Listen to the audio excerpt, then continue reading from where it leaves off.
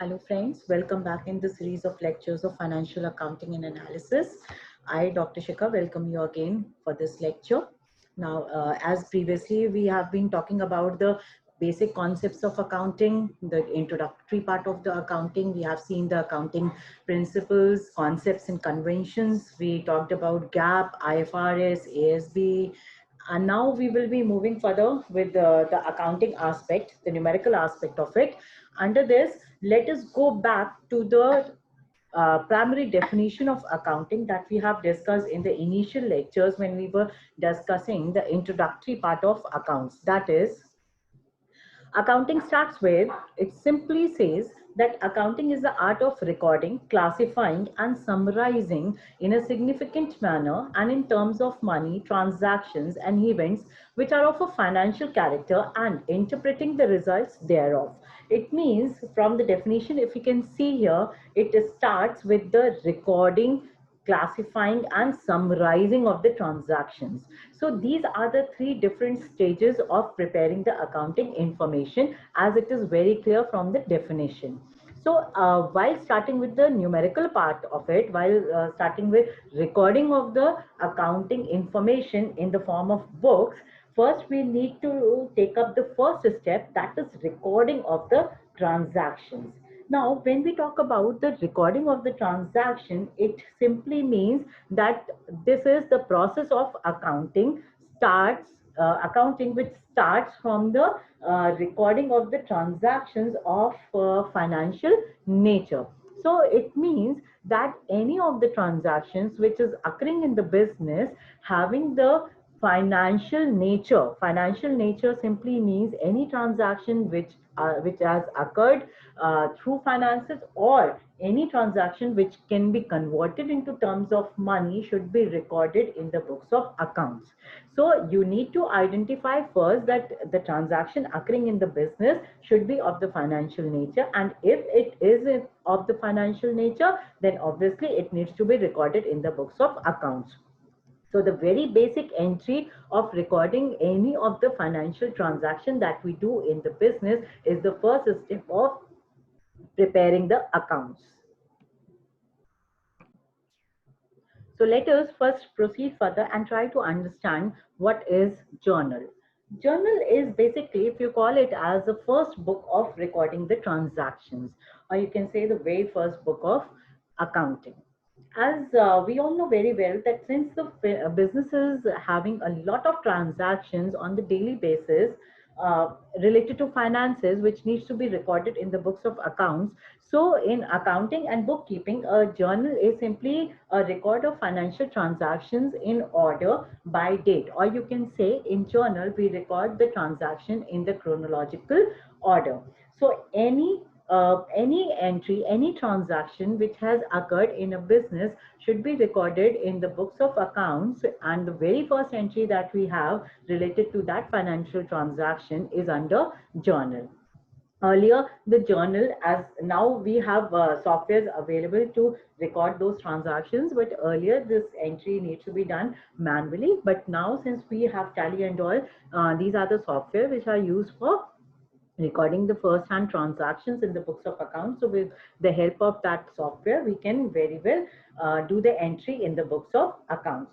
So as we can see here written that the book wherein the transactions are recorded in a chronological order of dates after determining the debit account and credit account of transactions with explanation is required under journal. So with explanation here means we are talking about the narrations that we will be discussing in the later slides in detail. So for now, you need to understand this, that the journal records all the daily transactions of a business into the order in which they occur, or you can say in the chronological order. Thus, a journal may therefore be defined as a book containing a chronological record of transactions. It is the book in which the transactions are recorded, first of all, under the double entry system. So this you have to keep in mind very well, that in journal we record the transactions as per the double entry system. Double entry system means it is the debit and credit accounts will be affected simultaneously under a single transaction. So equal and opposite debit and credit entries will be done if we are preparing the journal. So journal is, you can say, is the book of original records. Original records means this is the first hand entry done by the business.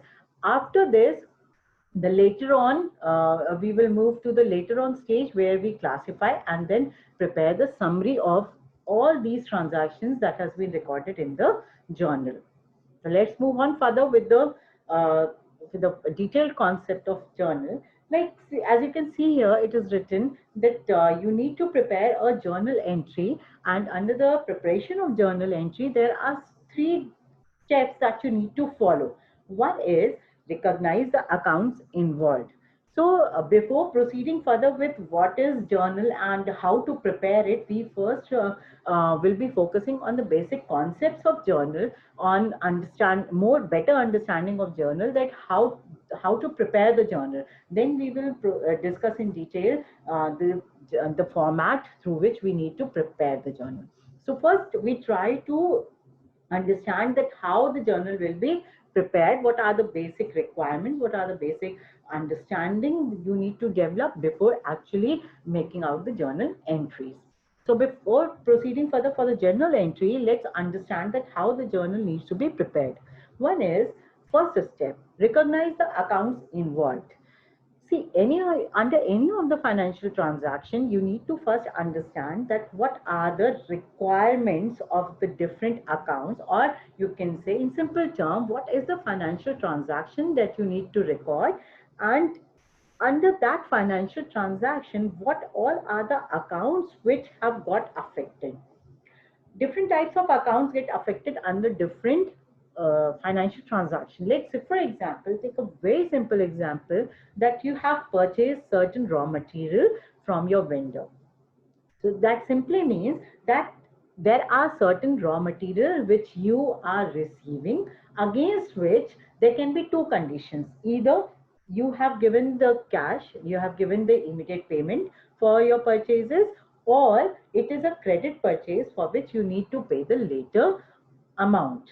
So if you are preparing journal, then you need to record this transaction of purchases in your books of accounts. So in your books of accounts, you need to mention that there has been a purchase occurred on this particular date, and against which, if you have made the payment, then against which the cash has gone out from the business, you have given out the cash. Or if it has been done on the credit basis, then for that credit you need to make that vendor responsible, that you have to make a payment to that vendor, and the entry will be done in journal against the vendor's name from whom you have purchased the goods. So recognize the accounts involved here simply means that what all accounts you need to identify in a particular financial transaction, under whose name you will be doing that journal entry. Then second step says determine the types of accounts. Types of accounts here means that we will be discussing this in detail in the next slide. Type of account, we have three different types of accounts in accounts. So when we talk about the types of accounts, we means under which category of three different accounts does the first step of accounts, first step of journal entry belongs to, right? The first step says you have to recognize the accounts involved. So the accounts which you have recognized that it will be occurring in this particular financial transaction, then you need to on the second step, you need to analyze, you need to recognize that which type of account that journal entry will be passed through. And the third step says implement the relevant accounting rule. Implementing the relevant accounting rule, this is related to the second step. When you realize that which type of account that journal entry belongs to, then the third step is to decide that which rule will be applicable on that journal entry, because as per the type of account the rule will be implemented. So the three steps that you need to undergo before creating any of the journal entry is, first you need to recognize that which all accounts are being involved in that journal entry. Then second step, the type, which type of account it is. Type of account, you will be more clear when we will be taking up the next, you can say, slide. And then third is implement the relevant accounting rule. The relevant accounting rule here means the type, all the different types of accounts has its own rule. And under that rule, you need to pass on or create a journal entry. So accordingly, you need to decide that what entry will be framed. So this is the three basic steps of making a journal entry. Then coming to the different types of accounts here, now you need to be a bit focused, as we have studied in the previous slide, that there are different types of accounts and you need to recognize the account which will be getting affected by the particular financial transaction. So when we talk about here the different types of accounts, there are three different types of account under which we call it, and the rules related to these three accounts are the golden rules of accounting, which is, you can say, the basic rule of making a journal entry. Without these rules, the journal entry cannot be passed on. So first is, out of the three different types of accounts, the first is the personal account. Personal account here means the account which include the accounts of persons with whom the business deals. With whom the business deals means any financial transaction which have been done with any person comes under the personal account. Like I have given you an example that the business has done a purchases through a vendor. So that vendor will be a person. And that person, if you need to enter that transaction in a journal entry, then that person will get affected in your books of accounts. So person here means any person who is having any transaction with the business will fall under the personal account. Now in accounting terms, we can say that this person can be of three different types. One is the natural person, other is the artificial person, and the third category is the representative person. But majorly the important ones are first the natural person. Natural person means the human beings that we are talking about, like Mr. Ram, Mr. Sham, Mr. Nansham, Mr. A, Mr. B, Mr. C, Mr. X. These all are the natural persons. Natural persons, the person who are actually in existence. Then second comes the artificial person. Artificial person here means the person who is not the natural person, but it has the recognition of a artificial person. Like for example, if we take any of the company, any of the firm, any of the cooperative society, any club, any government, insurance company, whatever you talk about, any corporate body having its own separate legal entity. Under the concept separate legal entity, we have discussed this thing, that any business entity running under a particular name has its own separate entity, like XYZ Company Limited, ABC Company Limited. You name any of the corporate body having its existence will have its separate entity which is separate from its owner or the management. So that comes under the artificial person. So under personal account, we take up the persons, and these persons can be either the natural person or the artificial person. Third is the representative person.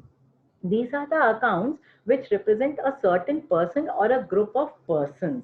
Like for example, might be this point will not be clear to you at this point of understanding accounts, but once we will be doing the numerical aspect, it will be better clear to you. But still, I'll try to make the things clear to you at this point.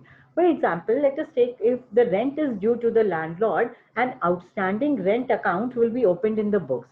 Similarly, if there are certain amount of salary which is due to the employees, you can say the amount of salary which is not paid, it is still pending, then an outstanding account of salaries will be opened. So these outstanding account of rent, outstanding account of salaries, which the business still needs to pay out to a particular person or to a particular entity, will have its own representative personal accounts. So if we talk about the personal accounts, we have three types of persons: natural person, artificial person, and representative persons. These are the three different types of accounts. Then comes the real account. Real account means it is the account which deals with the, you can say, the things, the assets of the business. So when we talk about the things or the assets, there can be two types of assets in the business. One is the real asset, another is the, you can say, intangible assets. Real assets, we can also call it as a tangible assets. So tangible real accounts here means it is the accounts which relate to such things which can be touched, felt, measured, etc. Examples of such accounts can be cash account, building account, furniture account, stock account, like any of the asset which the business is owing in its own, under its own entity, under its own name, can be called as the tangible account. Then comes the intangible real account. Intangible real account means these are the accounts which represent things which cannot be touched. It can only be felt, but it cannot be touched. But the very important feature under this is that they can be measured in terms of money. So for example, patents, goodwill, etc. These all are the assets for the business, but you cannot touch it, you cannot like see it. But yes, you can obviously measure that in the terms of money. And since anything which can be measured in terms of money has its financial existence, therefore these assets will be considered as a real account under intangible assets. Fine. So when we talk about personal account is the account which deals with the person. When we talk about the real account is the account which deals with the assets of the business. And then comes the nominal account. Nominal account are, you can say, it are opened in the books to simplify or explain the nature of the transactions. For example, any of the expenses, any of the profits, any of the losses, any of the gains which we show under a business transaction is the nominal account. Like for example, if we say salary, rent, commission, interest, these all are simply the expenses. You can say commission, it can be received, commission can be received by the business or it can be given by the business. So it can be the expense of the business also, it can be the earning of the business also. So under nominal account, we take all the accounts of all expenses, losses, incomes, and gains, and these all these all accounts will have either the expenses or losses for the business, or it will have some gain or profit or revenue for the business. So any such transaction which is of such nature will be taken under the nominal account. So going in a brief with all the three types of accounts, one is the personal account where we talk about the different persons, or we pass the journal entry under the personal account when there is some person involved. Person in the sense it can be a natural person, it can be a artificial person like companies names, or it can be some representative personal account like outstanding salary, outstanding rent, etc. Then comes the real account. Again, real account deals with the assets of the business. It can be tangible real account, it can be intangible real account. Tangible real account means the things which we can touch, feel, see, that is the furniture, building, stock, cash, bank, etc. Intangible assets which we cannot see, which we can only measure in terms of money, that can be patents, goodwill, etc.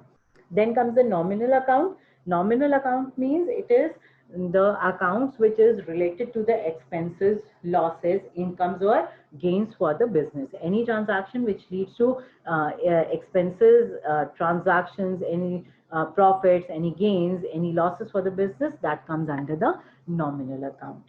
So this is it for the lecture today. We will be discussing more under the different accounts in the next lecture. Thank you for this lecture. We meet again.